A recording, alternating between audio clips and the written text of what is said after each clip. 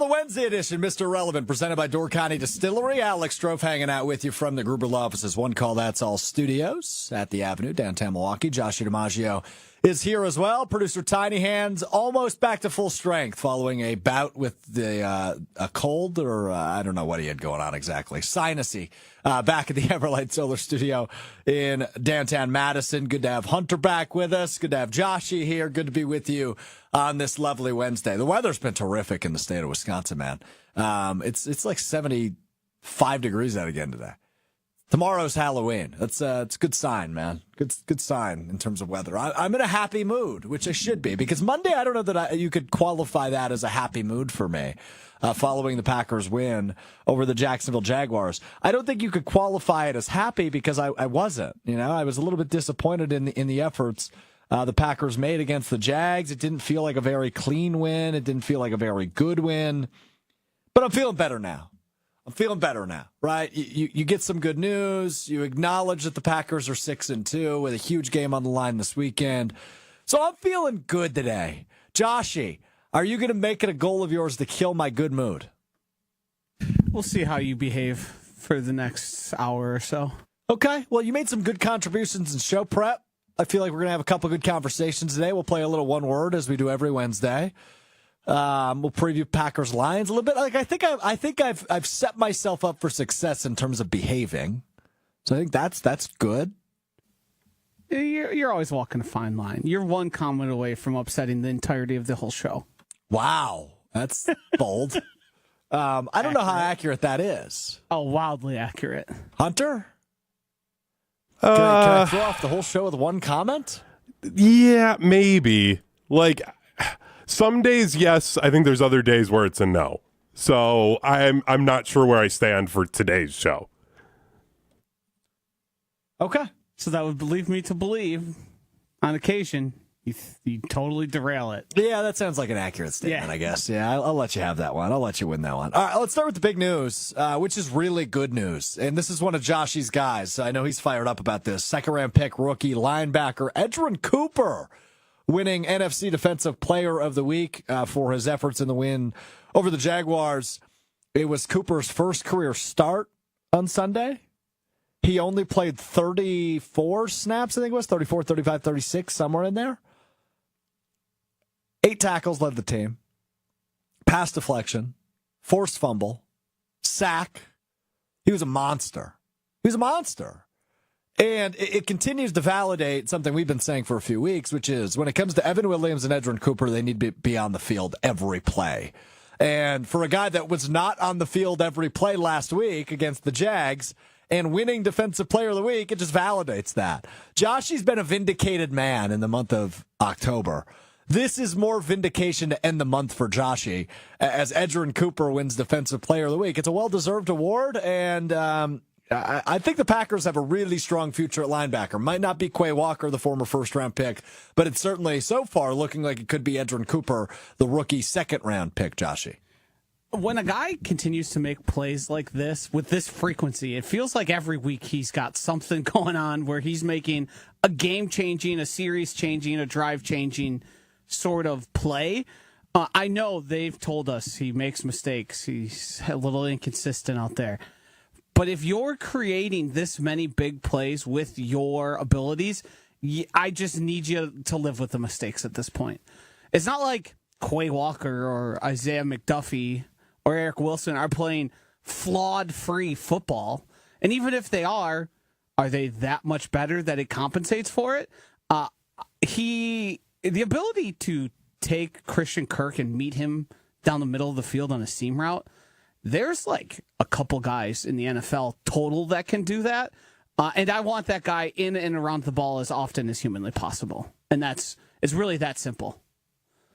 Keep bringing him on blitzes, keep finding different ways to use him. And maybe you don't line him up exclusively as the Will or the Sam or the Mike linebacker. Line him up at edge. Yep. Line him up in the slot. Make something happen. Figure something out. I mean, it honestly seems like when he's been on the field, he's helped tremendously that defensive line. Yes. Right? Whether it is, rushing or blitzing, or is it dropping into coverage? Is it playing zone? Right? Like, it seems like he is helping create pressure when he's not always the one pressuring, which is indication of a good linebacker. And he seems to fit that role. They didn't desperately miss Quay Walker last week. Now, again, you're playing the Jags offense, which is not by any means super sexy. They're solid. They have some solid skill position players like a Brian Thomas and a Christian Kirk, and obviously Trevor Lawrence isn't an awful quarterback. But it's not like you're playing the Kansas City Chiefs. But all in all, it's a good sign. You didn't desperately miss Quay Walker, who, albeit has been a little bit underwhelming this season. Edgerrin Cooper is a stud. Absolute stud, and this is well-deserved recognition from the league, winning his first NFC Defensive Player of the Week. He is the first Packers rookie to win said award since Clay Matthews 15 years ago, and his career turned out all right. Clay Matthews did. The last Packers rookie to win Defensive Rookie of the Week. Joshy, trivia question for you. Who is the last Packers rookie to win NFC Offensive Player of the Week? Could it be Jaden Reed? He did not win one. Would they count Jordan Love? He had some pretty good games end of second half of last year. But not a rookie.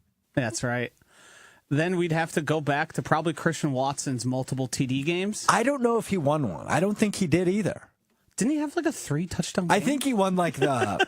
He did, yeah. The Aaron Ground my trivia, yeah, I think he was like the FedEx Aaron FedEx, Ground. whatever it is. Yeah, Yes. I think he won that, but I don't think he won NFC Offensive Rookie of the Week. Let me double check that. But according to my research before the show, which was very minimal, Yes. admittedly, it's before Christian Watson. Then I'm going all the way back to like Eddie Lacy. That would be correct. However, it is incorrect because Christian Watson did win one. Okay. when he had his 3 touchdowns against the Cowboys. So it would be Christian Watson in 2022. But prior to that... So I got it both times. Yeah, prior to that it was Eddie Lacy, which I don't know how I missed Watson. Yeah, that 3-touchdown game I knew was... Oh, no. He won Rookie of the Month, Watson did. But he also won Rookie of the Week. So both of them. And the last Packers rookie to win Rookie of the Month, which I didn't even know that was an award they gave out. You'll never get this. I'll give you 3 rapid-fire guesses. I'll tell you this, it was a defensive player. Can you give me an era? Yeah, 2010s. 2010s. Nick Collins? Nope. It's one of the corners. It is. Not the one you're thinking of. What's the name I'm looking for here? The name you're looking for, the correct answer? Demarius Randall. I was going to go with him Wow. or the other kid who played out of Miami. They drafted the Demarius Randall draft. They drafted multiple defensive backs that year. Yeah. Well, they drafted, what was the dude's name? Was it Rollins? Yes. Quentin Rollins Wow, from good Miami, pull by Ohio. you, Hunter. Yes. Sorry, I didn't clarify. Yes, it was Miami, Ohio. That is a name I never thought I'd hear again. Uh-huh. Quentin Rollins. I thought he was going to be so good. Yeah, He was I good also for a thought stretch Demarius there. Randall was going to be good. Yeah. So was Demarius Randall, and we see how that turned off. Yeah. Unbelievable. I think Evan Williams is going to have one of these as well. Oh yeah, he'll have Before to. the end of the Rookie of the month or rookie of the week? Probably the week. I don't want to but could Evan Williams have like multiple 10 tackle games and a couple interceptions? 100%. Is there a possibility that Evan Williams or Edgerrin Cooper wins Defensive Rookie of the Year and Xavier McKinney wins Defensive Player of the Year? The odds are obviously very slim for that. Who are we competing with from the defensive rookies? Yeah, that's above my pay grade. Yeah, I would have to pull up I'll the do first some round research. of the draft. But I don't feel like there's been that many standout rookies this year.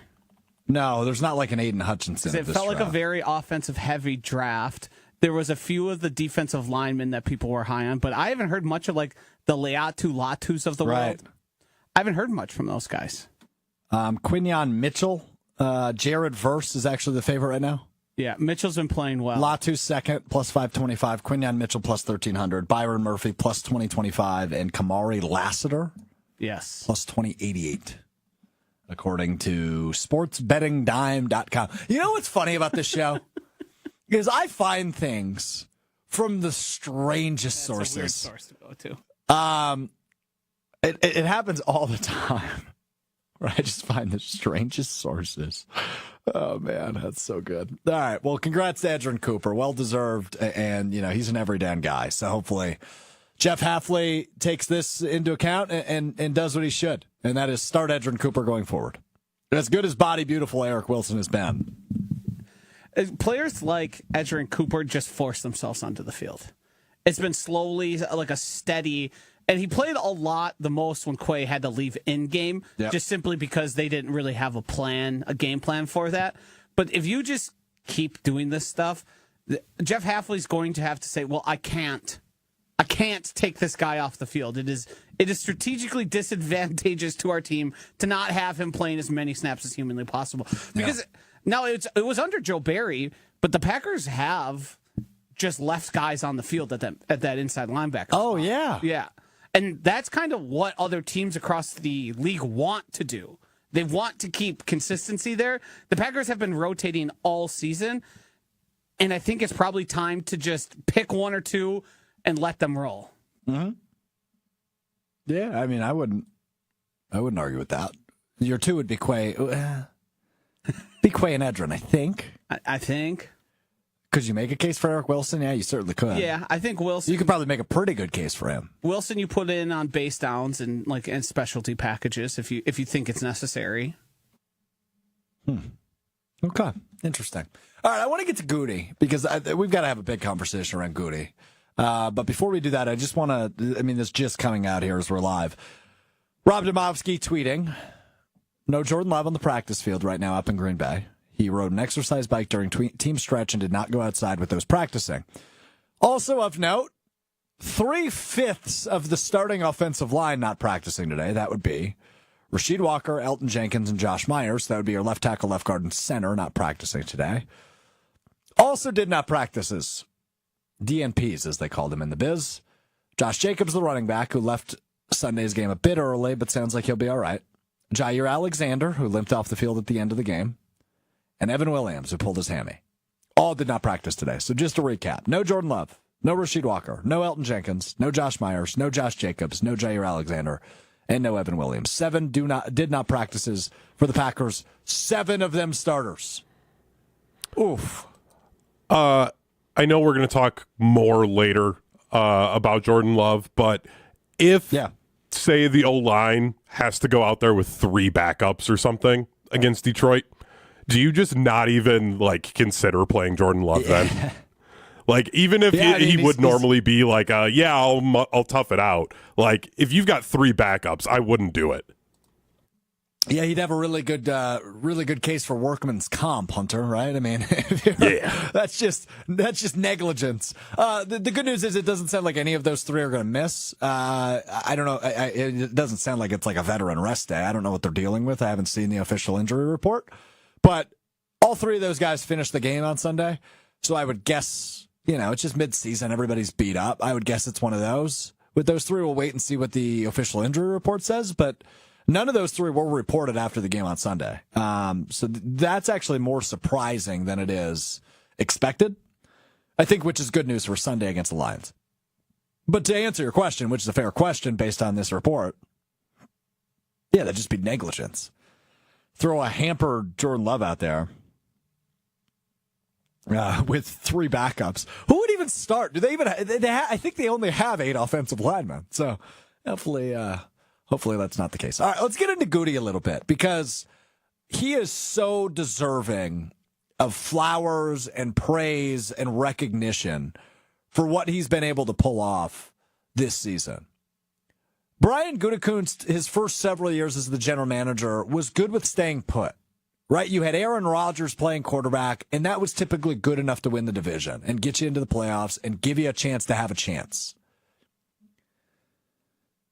Goody has evolved, though, whether that's from never admitting his mistakes to maybe not verbally, but in terms of the way he moves and the roster cuts and the changes he's making, admitting his mistakes.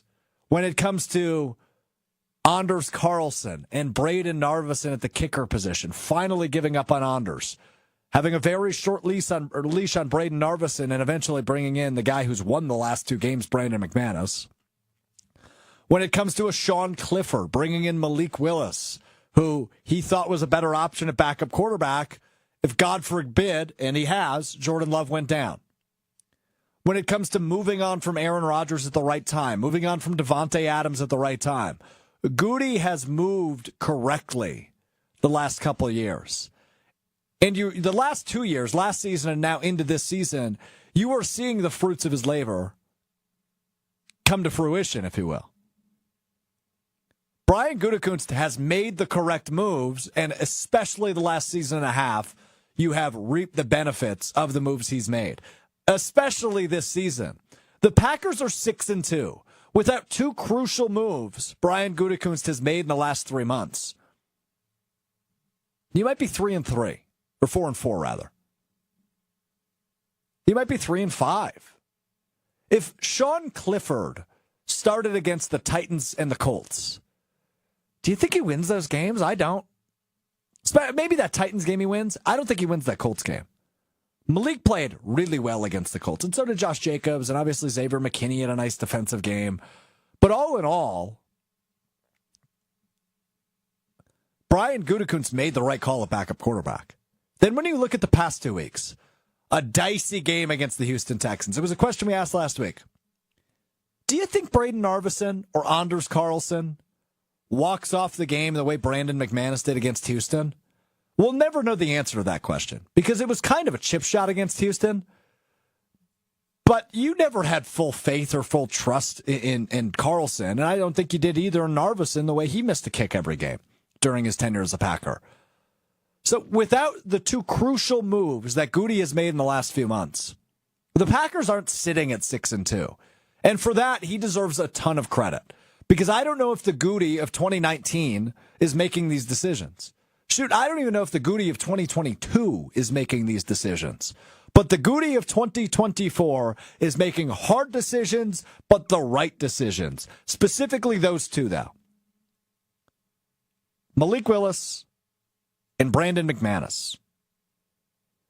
And I mean, when you look at the draft classes, by the way, of the last 2 years, think about all the playmakers he's drafted outside of the first round. Jaden Reed, Tucker Kraft, the reigning Defensive Player of the Week, Edgerrin Cooper. A guy that this defense clearly desperately missed only 8 games into his NFL career when he left with an injury on Sunday, and Evan Williams.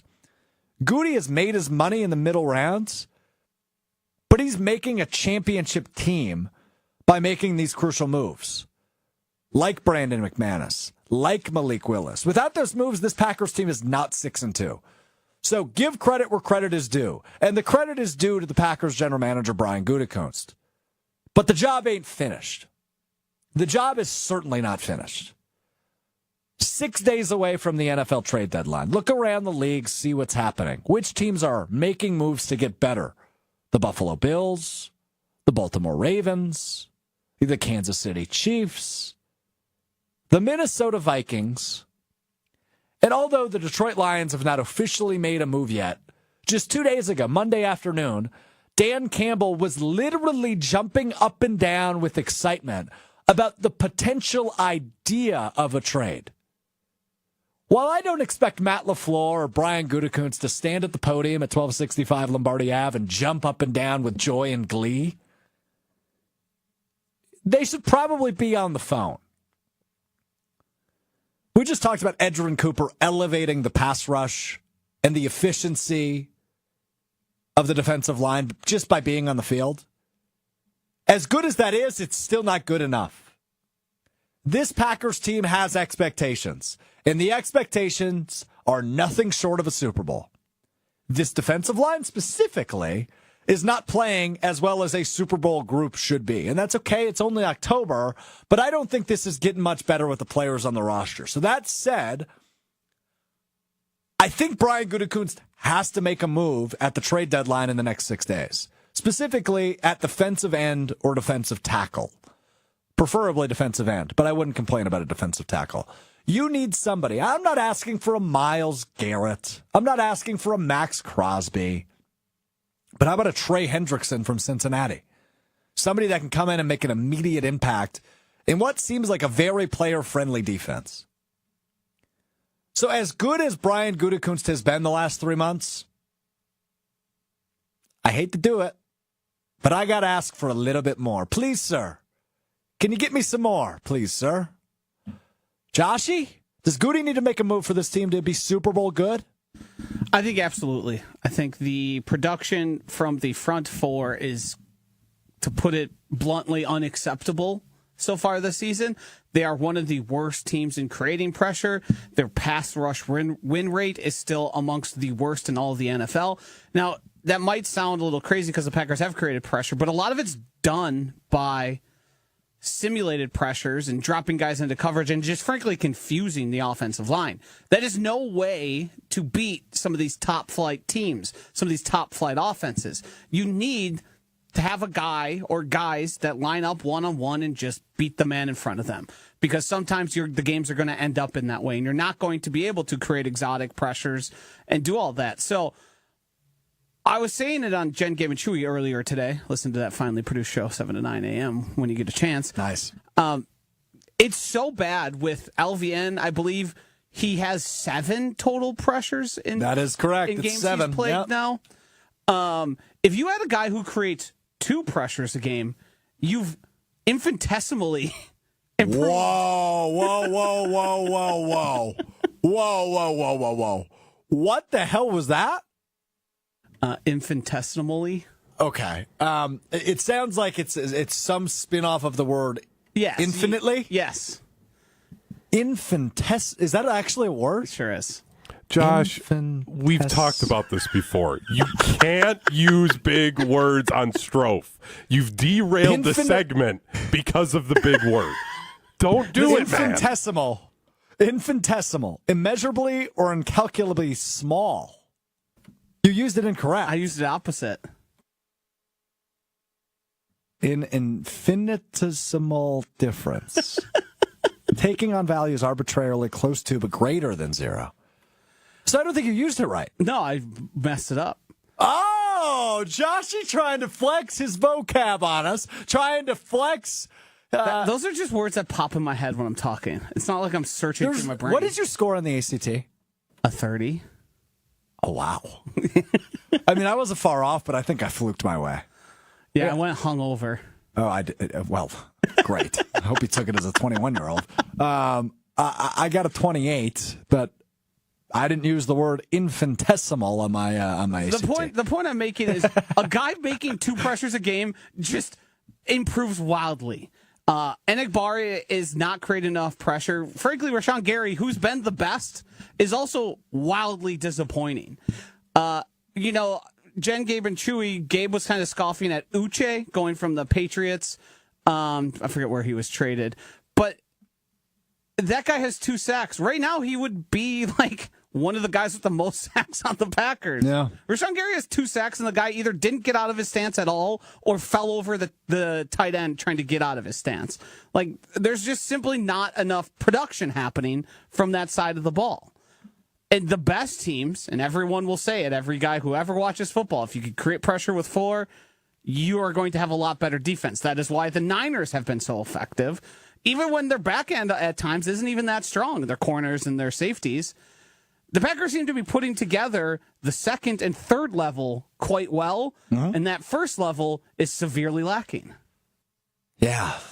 I will say this. As much as you and I both want Goody to go out and make a move prior to the trade deadline on Tuesday, I don't think he does. It's just not in his DNA, right? Last year he was a seller at the deadline, trading Rasul Douglas to the Bills.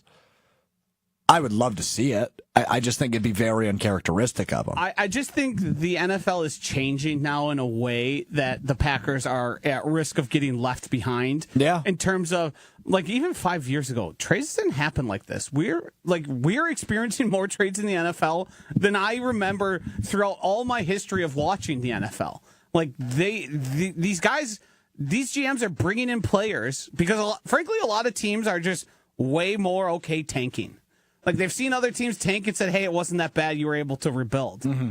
Like, the Packers were facing down that last year. Yeah.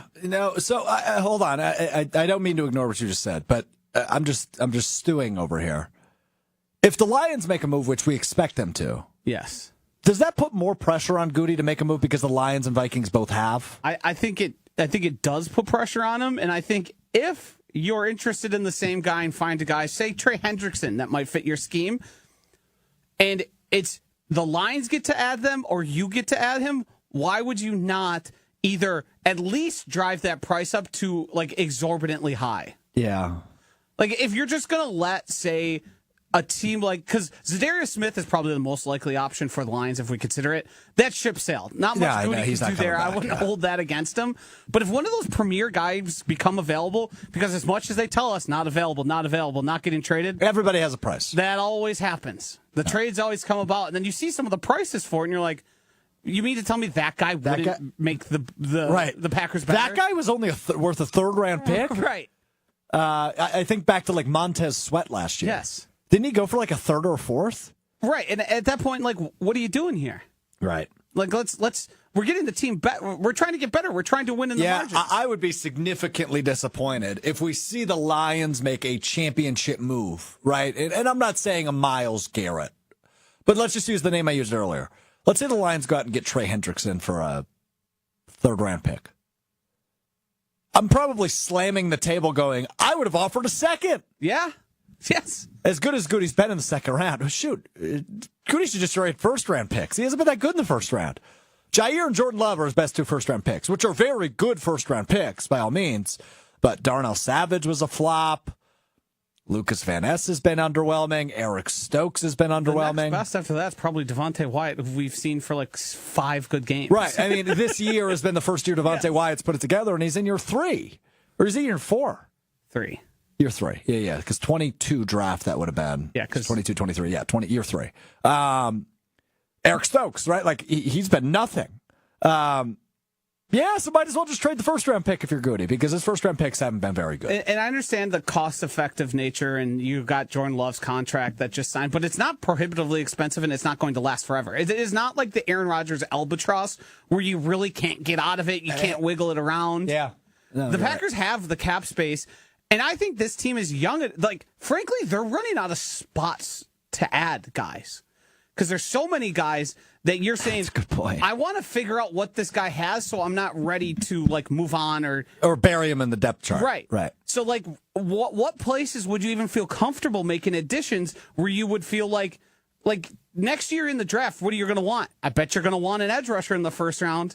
What if you get one that's already good and you don't have to figure it out? You don't have to wait. You don't have to trust the process, quote unquote, right? You don't have to wait for him to bloom in 2 years. If we were to predict what happens in the 2025 draft in Green Bay, first round pick, the Packers are probably drafting somebody along the defensive line or a defensive end. Yeah. Because where else do they have a need? You could say corner, I guess. Mm-hmm. But that's also like that's corner depth, and you don't need a top guy because you have Jair when he's healthy. Correct. Safety, you feel good. You mentioned the second and third levels defensively. You feel really good there. I'm trying to think offensively, like maybe a guard. Maybe an elite right guard. Josh Myers, but he's been playing well. He's been playing well this year, in a contract year. Yeah, you can always add offensive linemen. The Packers are never going to hesitate to do that. All in all, I think there was one position that they need to target, and that is edge rusher. Yeah. That's defensive end. Will they? I'd be surprised if they did. I would be very happy if they did. Even if it's a depth piece. Let's say they trade a 6th-round pick for somebody.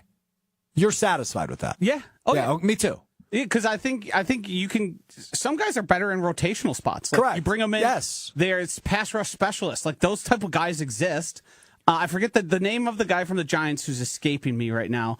He's like Dexter Lawrence? No, edge rusher. He's like a outside linebacker-ish style body.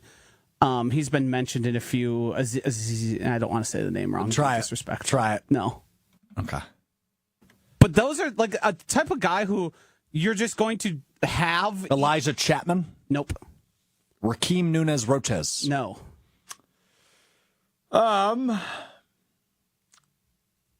Azeez Ojulari? That's the one. Okay. Like if in this situation you have LVNs and Enagbare snaps and give those to a guy you add that just is able to create pressure, why not? Like what's the disadvantage? There's not one, is the answer. Right. And especially a guy like that would probably not cost that much. Yeah, you're probably right. And it would be in the conditional range even. I love the 3rd Street Market Hall. Did you see what happened to my left? I saw someone near the window. Yeah, somebody walked up to the Truth Studio, our sister station, 101.7 The Truth, and just swung his leg in the air as high as he could like he was a punter. And now he's just standing there watching it. I love people, dude. People watching is one of my favorite activities. Anyway, really good chat on that. Last thought on that before we get to a break, and then we'll hear from Adam Schefter on Jordan Love's status for this upcoming game against the Detroit Lions. Tuesday's going to be one of the wackiest days of my life. Think about what we do for a living, Josh and Hunter, right? Obviously, we cover, the Packers and sports, and we're talking sports radio. The NFL trade deadline is the same day as the presidential election, which, not to get political, looks very close, right? So it's going to be a chaotic day, both in the NFL and politics, and obviously we are smushed or set up here at ESPN Milwaukee. We are smack dab in the middle of 620 WTMJ, Wisconsin's news talk station, 101.7 The Truth, Milwaukee's Black Talk station. So politics and trade deadline. What a Tuesday it is going to be here coming up next week.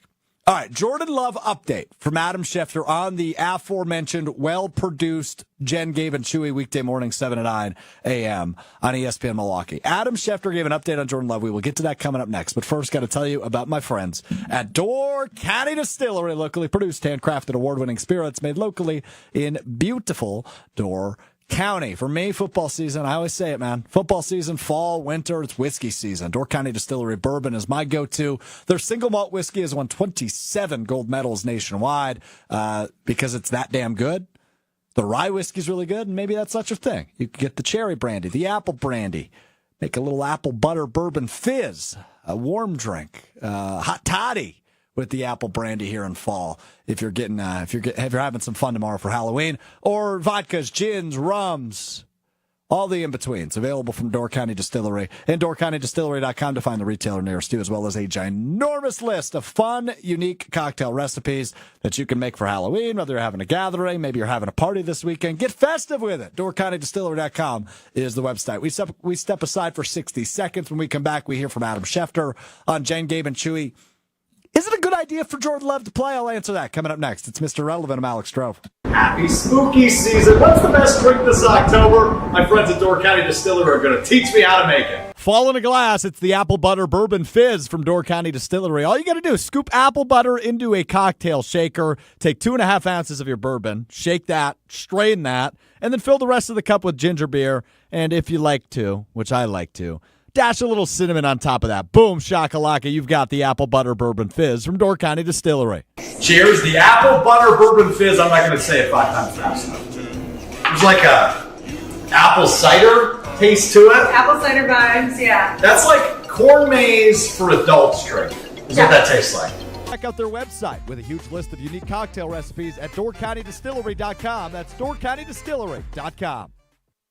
Yeah, DoorCountyDistillery.com is the website. Okay, I'm struggling with this one. I really want Jordan Love to play on Sunday against the Detroit Lions. I do. But with the bye week coming up and essentially having 20 rest days, I'd really like a healthy Jordan Love for the second half of the season, because if history, which tends to repeat itself, tells us anything, Jordan Love's pretty damn good the second half of the NFL season. When he gets comfortable and he gets settled in, man, woo, he was the best quarterback in football last year. I'm not saying he'll necessarily do that again.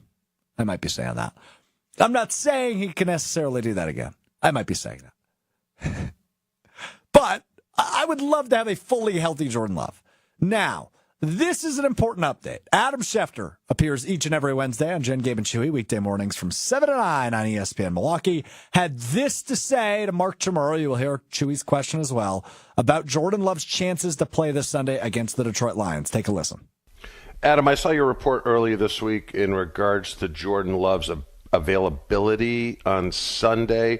As cautious our teams are today with injuries like that, do you still believe there's a pretty good chance he's going to play this weekend?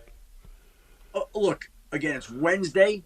I'm going to guess. I don't know this. He's going to be limited today, limited tomorrow, limited Friday, questionable, and then my guess is he plays. That's how I see this going in, and let's see how it plays out. But I know they have the bye next week, so they obviously, if they rest him, They would get 2 weeks for Jordan Love, and Malik Willis has played well. So that would be an option, and let's see how he feels during the week. But my guess, not a report, my guess, reading between it sounds like everybody was pretty relieved at the way the testing came out. It sounds like everybody was relieved it wasn't worse than it was. And it sounds like he's going to have a realistic chance to play on Sunday. Now, whether he will or not, we'll see this week. But I could say with confidence he's going to have a realistic chance to play on Sunday. Okay, there you go. He will have a realistic chance to play on Sunday. Now, one note, Schefter already wrong on one piece of that, but it's a very small piece of that. Jordan Love did not practice today. He was not limited. He did not practice at all. Did not participate in anything in Packers practice, which is ongoing up in Green Bay. So, otherwise, though, everything he said is interesting, right? It looks like he's healthy. It looks like he's good to go. It looks like everything came back better than they expected. But you got to keep that in the back of your mind that Malik Willis has played pretty well this year, right? I mean, he's played in 2.5 games and won all 3 of them. The poll is in the field right now on YouTube at ESPN Milwaukee. Do you want Jordan Love to play on Sunday? 11 votes in, 6 of them for no, 5 of them for yes. So right now, no is leading the way. But Adam Schefter says, my guess is he plays. The big part of this will be, and we'll talk about it on Friday, what his availability is on Friday. If he doesn't practice on Friday, he's not going to go on Sunday. If he is limited on Friday, he has a real chance to go on Sunday. And ultimately, it won't be up to Jordan Love. If it was up to Jordan Love, he'd play, right? He's not going to defer to Malik Willis just because he's played well this year. It's not the biggest regular season game of Jordan Love's career, but it is on the Mount Rushmore in terms of most important. Has to be. You're entering week 9 of the NFL season. If you win this game at Lambeau Field, which, by the way, on your home field, if you win this game on your home field to kick off the month of November, you go into the bye week standing alone in first place of the NFC North, the best division in football. And you get 2 weeks to rest. As long as he comes out unscathed, which is, of course, an if. Mac on the ESPN Milwaukee YouTube channel. I certainly would prefer to Love to sit if he is anything below 100%. No reason to not have faith in Willis with how he's been performing. Now, I agree with that. And I haven't seen a ton of the discourse yet. And if Malik Willis starts and wins on Sunday, the discourse is going to be uncontrollable about who the starting quarterback of the Packers should be. But I just know Jordan Love is capable of so much more in that Packers offense than Malik Willis is. And that's not a knock on Malik Willis. That's a knock on his tenure. That's a knock on how long he's been able to pick up things. That's a knock on his comfortability in the Matt LaFleur system. It's not a knock on his abilities. It's not a knock on his style of play. I think Malik Willis is, I know this isn't an award, but he'd be the front runner for backup quarterback of the year.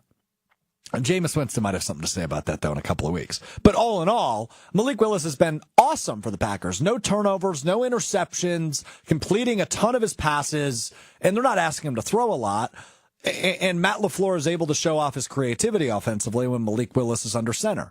And obviously he does too when Love is under center, but that's just the basic Matt LaFleur expected offense. With Malik Willis, it's a little bit more ingenuity. It's a little bit more creativity. It's more end arounds. It's more slot receivers out of the backfield. It's more dink and dunk, their life away. Burn the clock up. And it's worked. But does that work against a team I view as maybe not only the best in the NFC North, and maybe not only the best in the NFC, but maybe the best in the NFL, the Detroit Lions? I don't know that it does. So while I'm not going to walk into Sunday, if Malik Willis is named the starter for Sunday, I wouldn't walk into that game going, the Packers have no chance. But I would feel worse than I would if Love is ready to go.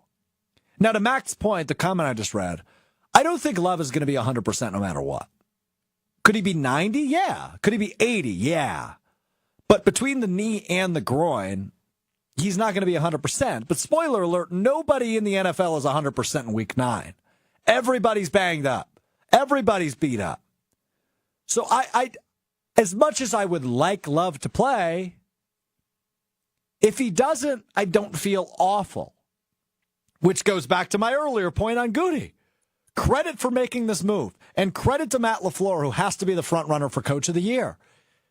He's won 2 games, really 3 games. Half of your wins so far this year have come because your backup quarterback saved the day. It's never the way you draw it up, but a win's a win, and you never apologize about a win in the NFL. So, encouraging words from Schefter, yes. But, it doesn't tell me whether or not he's going to play, which I know Schefter doesn't know that. Nobody knows that at this point. It's only Wednesday. We'll have a better idea Friday. If Love is limited on Friday, that gives you the indication he's probably going to go. If he doesn't practice on Friday, that probably gives you the indication either A, he's not going to go, or B, the Green Bay Packers love some gamesmanship. But I would go with the former. I think Friday dictates whether or not he goes. The great part about this is, though, is the Packers' offense is different when Malik Willis is under center and when Jordan Love is under center. The Detroit Lions, who have a good defense, are preparing for 2 different offenses, essentially. That's a good problem. On the road, preparing for 2 different offenses, and they can only really lock it in 90 minutes ahead of the game when the injury report comes out. So all in all, good news from Adam Schefter. It's good news in the long term as well, right? Even if Love doesn't play, you get the bye week. He's going to be good to return against Chicago in whatever it's down to now, 18 days. So take that for what it's worth. I would like to see Love. If we don't, I don't think it's the end of the world. Even if they lose that game and go to 6-3, you're still in a good position. Bill chimes in on the ESPN Milwaukee YouTube channel with a great point. Credit to Tom Clemens as well. Yeah, totally. The quarterback's coach. The transformation from day one to last Sunday is night and day from Malik Willis. It's a really good point by Bill. Tom Clemens is the quarterback whisperer, man. And Sean Mannion, by the way, the longtime NFL backup, who joined the staff and is kind of Clements' right-hand man, has been huge in this process as well. So credit where credit is due. A lot Oregon of credit State due at 1265. Is that where he played? I didn't know that. Yeah, he and I'm pretty sure Brandon Cooks was his wide receiver, and they put up a bunch of yards. I'll have to look that up. But that was 2014, I think. Hey, man, it's not even what we learned time yet, and I'm learning stuff. Good on you, Hunter. Good fun fact there. Now, if the fun fact turns out to be incorrect, and it was not Sean Mannion and Brandon Cooks, that would be much funnier. But I hope you're right for the sake of it. I'm going to look it up. Okay, look it up. Look it up. So all in all, we'll keep that YouTube vote open, too, if you're on the ESPN Milwaukee YouTube channel. Do you want Jordan Love to play? It's not do you think, it's do you want. Now, 57% of you say yes, 43% of you say no, which I'm surprised by, but I would imagine the no votes are more in terms of, hey, let's get him back to 100%, the bye's coming up, and then, hope Love does what he does best, and that's light up the league in the second half of the season. I'm laughing because he only did it for 1 year. That's funny to me. All right, Hunter, what's the ruling? Sean Mannion to Brandon Cooks, electric duo at Oregon State? He was for sure at Oregon State at that time. Still trying to find a box score that has their stats. One moment. Yeah, this College Football Reference is really difficult to switch that page without searching for it. Yeah, there you go. Sean Mannion, Brandon Cooks, keep pace in Oregon 2013. State connection. He was drafted in the 2014 draft. So yes, they were there together. All right. And they also played together with the Rams. Fun fact for you. So there you go. All right, we do this each and every Wednesday on Mr. Irrelevant.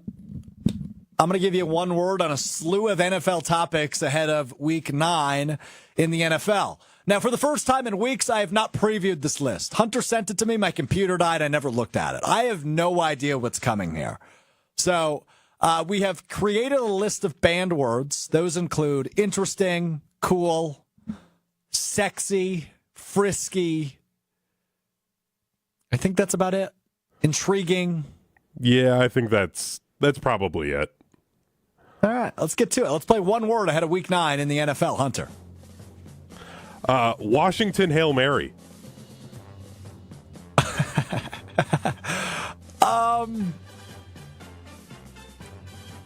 Comedy. 4-3 Bears at 4-4 Cardinals.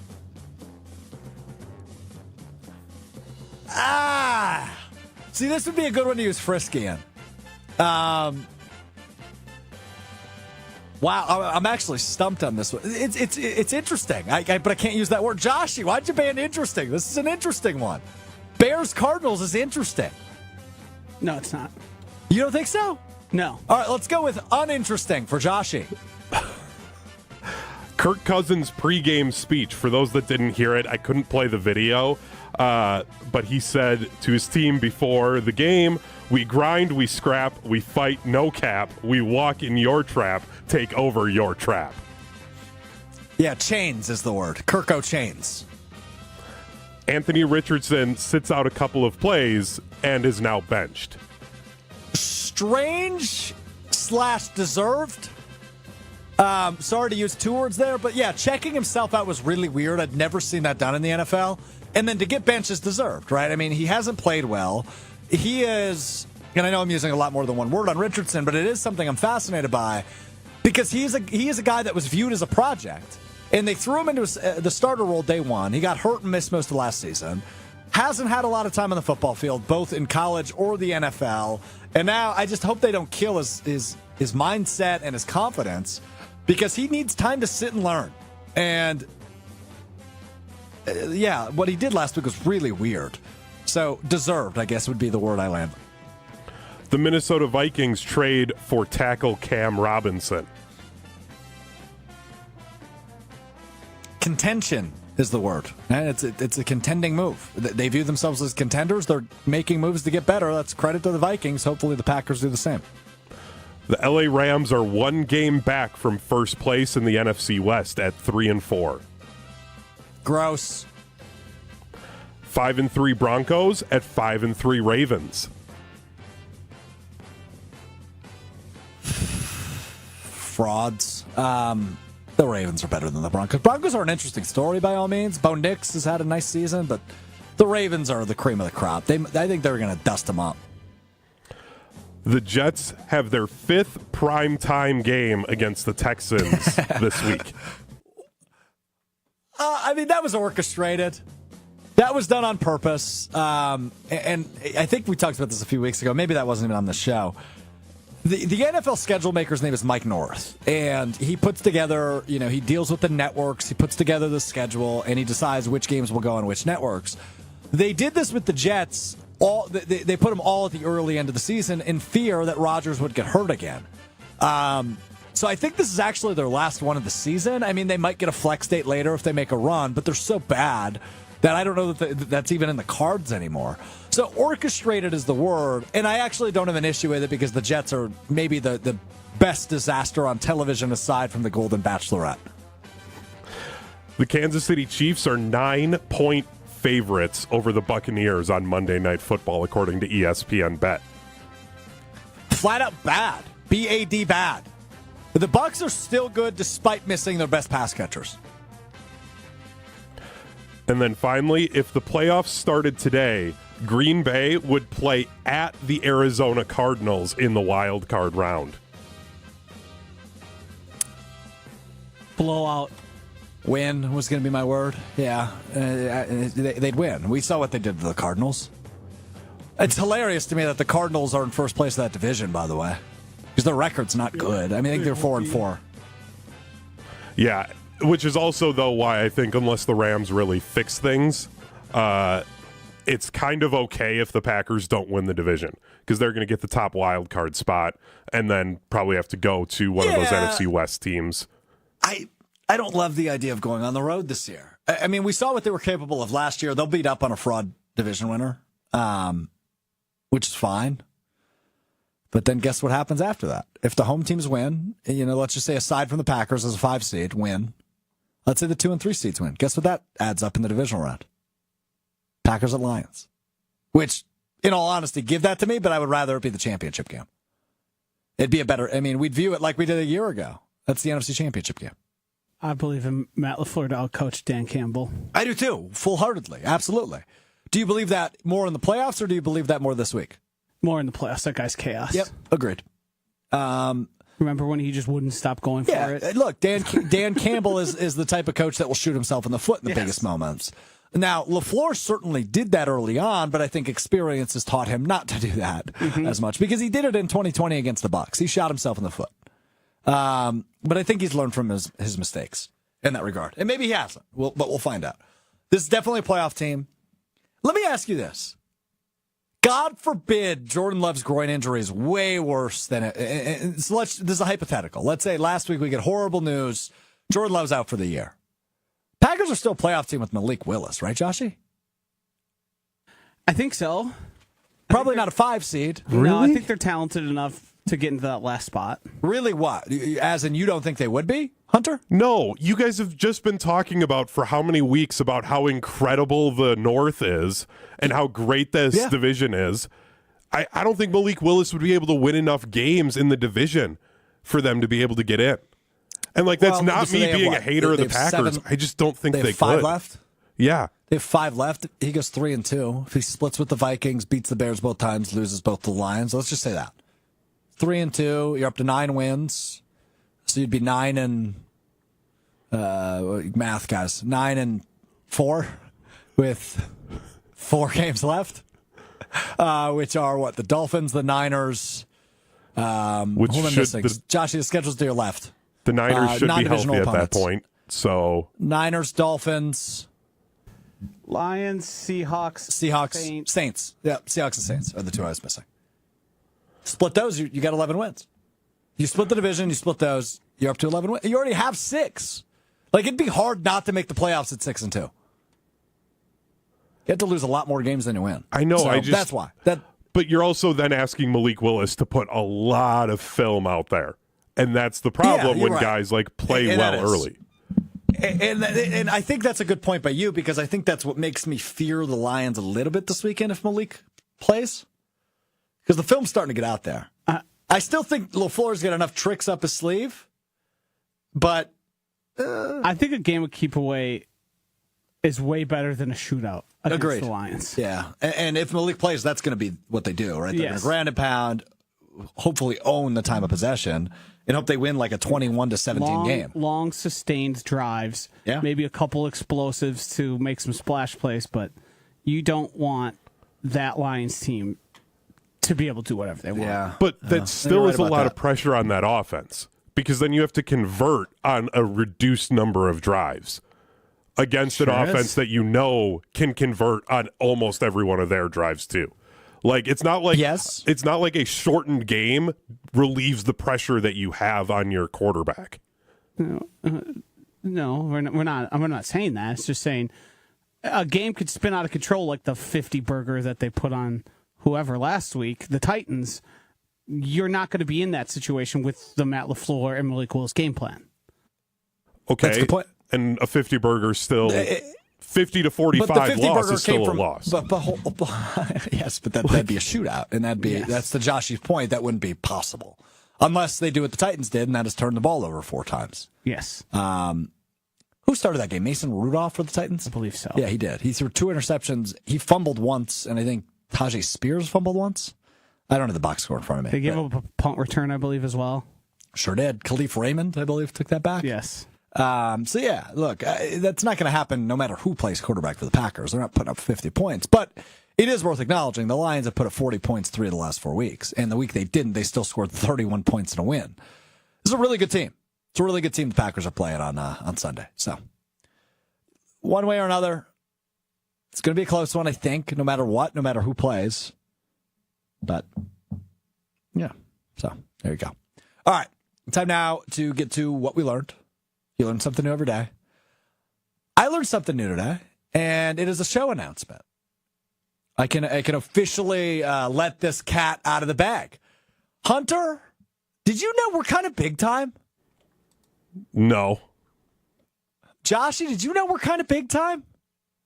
Of course I knew that. Of course, ever since you've joined the show. Uh-huh. Gave us that credibility. And we got that credibility. Next week on Mr. Relevant, as well as across all of ESPN Wisconsin, ESPN Milwaukee, ESPN Madison, ESPN Beaver Dam social media channels, and on the radio side. We're going big time. The first annual, which I don't think you can call it. Inaugural is the word you're looking for? No. I don't want to call it inaugural. I want to call it first annual. I know the word inaugural. I want to call it first annual.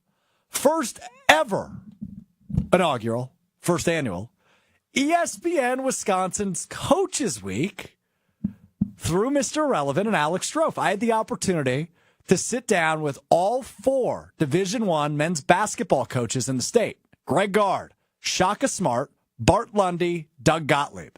All 4 of them one-on-one with me. Ahead of the college basketball season tipping off on Monday.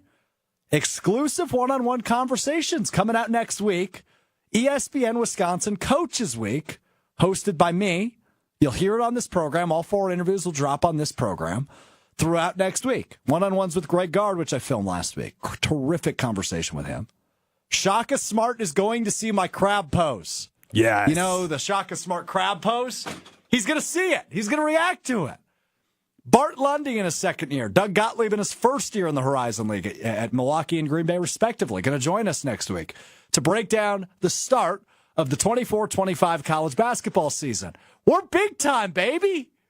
Joshy, did you have any idea this existed? Not a clue. I like that I kept that from you. Who approved of it? Who approved of what? You talking to those important people? Nobody. I just did it, and I was like, hey, by the way, I did this thing.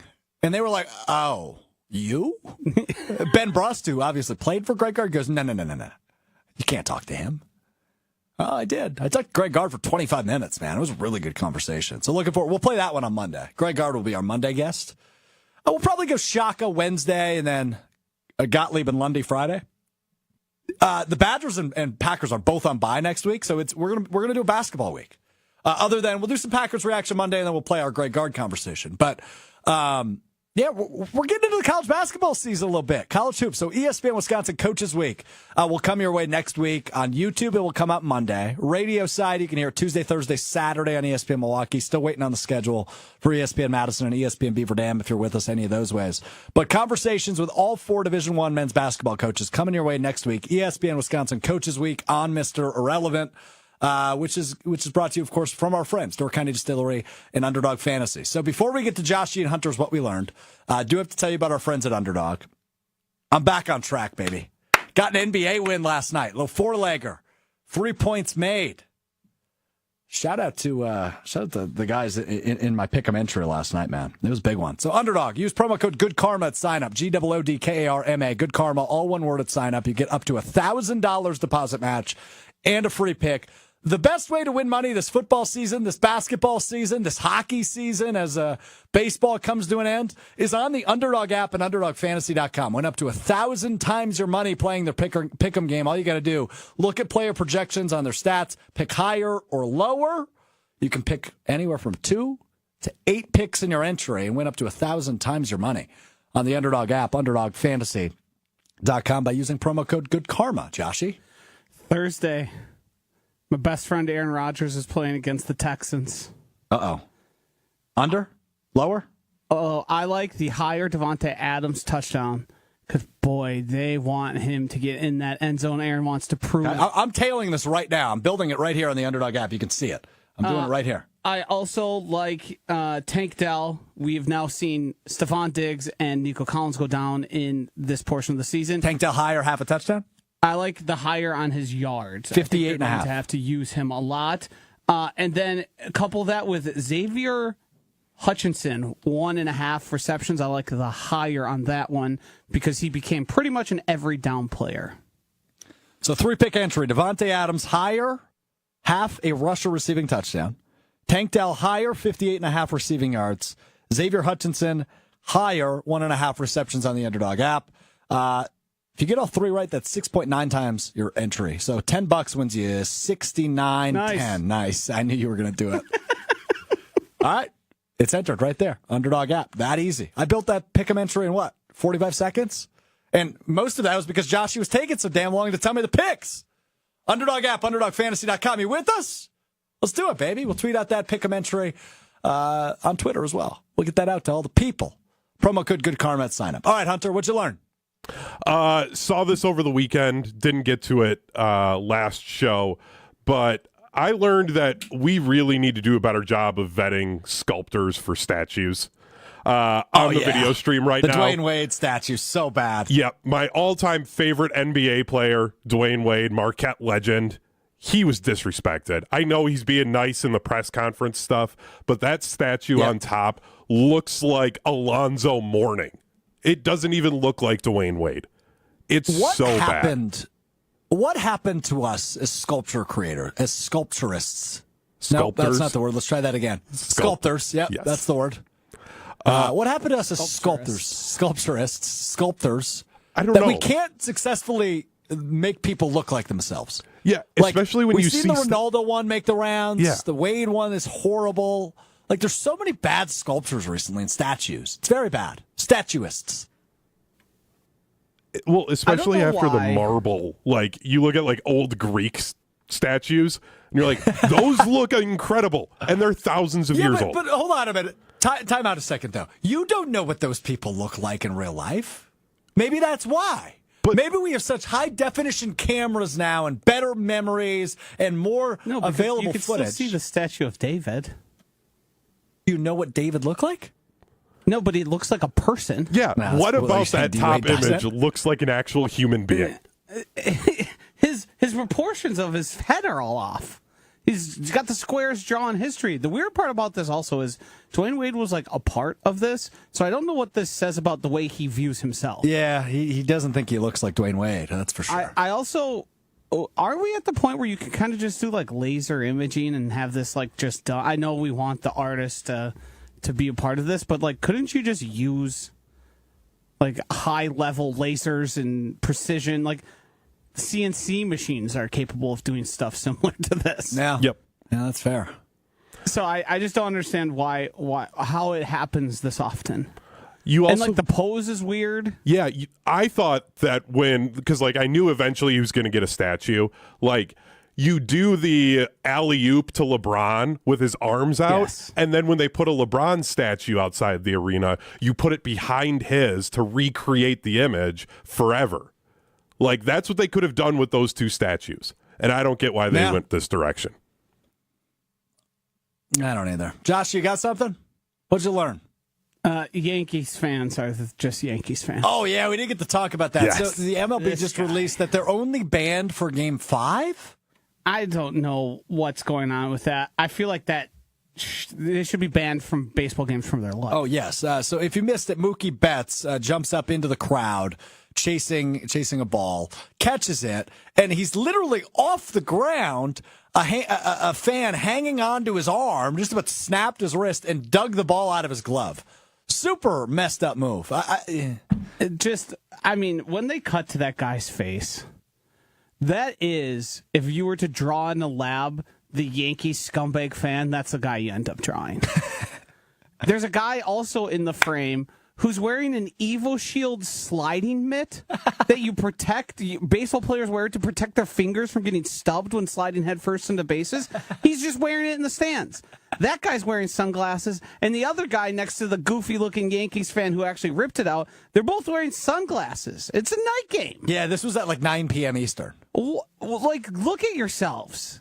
This is ridiculous. And I know they probably don't want to, because I imagine those aren't cheap seats, especially if you're a season ticket holder, Yankee Stadium, all that. But you can't be physically touching the players on the field to rip the ball. And No, not to that level. and it wasn't I thought I could get it, we collided, I reached over. It was, I thought I was going to be able to positively impact the outcome of the play on the field. He was trying to change it. He didn't, obviously, but you can't do that. That's unacceptable. No, I'm with you. That doofus. Look at him. Look at that guy.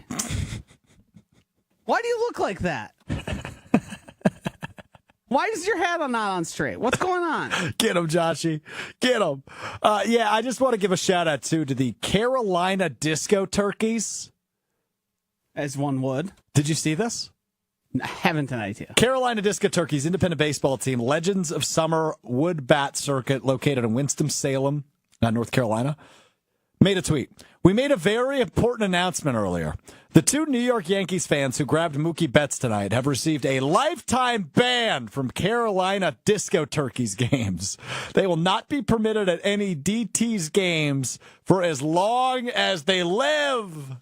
Well done by the Carolina Disco Turkeys, who I didn't know existed until about 3 hours ago. Good way to get your name mentioned. No doubt. No doubt. It's Madison Mallard's type thing right there, man. That's what the Madison Mallard social team would do, who is the best in the Northwoods League. Love that. All right, that does it for us. We will be back with you Friday at 12:30 Central, ESPN Milwaukee, ESPN Madison on YouTube, ESPN Madison on Facebook, Apple Podcasts, Spotify, Wisconsin On Demand, wherever you get your podcast. That's your way to consume Mr. Relevant. And if you're a college basketball fan, you're going to want to click subscribe wherever you get your podcast. Greg Gard, Shaka Smart, Bart Lundy, Doug Gottlieb, all join me next week to tip off the college basketball season for ESPN Wisconsin Coaches Week. Something I've been working on for a few weeks. So really excited to share with all of you the conversations I've had. And if you've watched this show a long time, you know I'm a giant college basketball fan. So really enjoyed these conversations and looking forward to airing those next week for ESPN Wisconsin Coaches Week. We are back with you Friday, though, to preview Packers-Lions. Jordan Love's practice status on Friday. Going to be really important to tell us whether or not he goes on Sunday. So can't wait to react with all of you on Friday. We'll talk to you then. It's Mr. Relevant, presented by Door County Distillery. I'm Alex Strouf. Have a great rest of the week. Peace.